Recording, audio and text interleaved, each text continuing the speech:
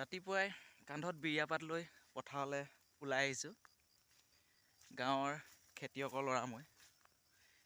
খেতিয়ে আমাৰ প্ৰধান উৎস। সেই ওলাই আহিছোঁ ৰাতিপুৱাই।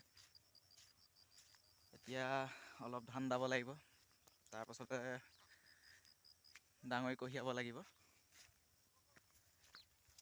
পথাৰ পাইছোঁহি, এই অলপ আঁতৰতে আমাৰ ধাননি পথাৰ। মানে বহুতৰে ওচৰৰ মানুহৰ খেতি আদায় হৈছে, ম'হ গৰু মেলি দিছে। সেইকাৰণে ম'হ গৰু ৰখিব লাগিব অলপ এতিয়া। নিয়ৰ ভগাই নাই এতিয়াও।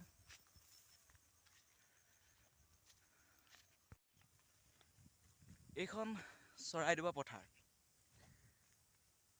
খেতি ভাল হয় পথাৰখনত, কিন্তু পানীয়ে মাৰে যদিও, পানী নহ'লে খেতি বহুত ভাল হয় ইয়াত। কিন্তু এতিয়াতো পানীয়ে মৰাটো বাদ, মানুহে খেতি কৰিবলৈ এৰি দিছে। ফ্ৰী চাউল চবে পাই আছে, পথাৰ শূন্য এতিয়া। কেৱল গৰু ছাগলীৰ কাৰণেহে। ধান খেতি খুব কম এতিয়া।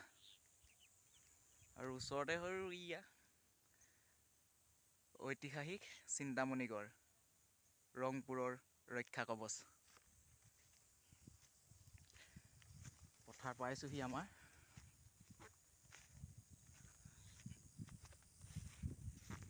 পথাৰ পাই গ'লোহি।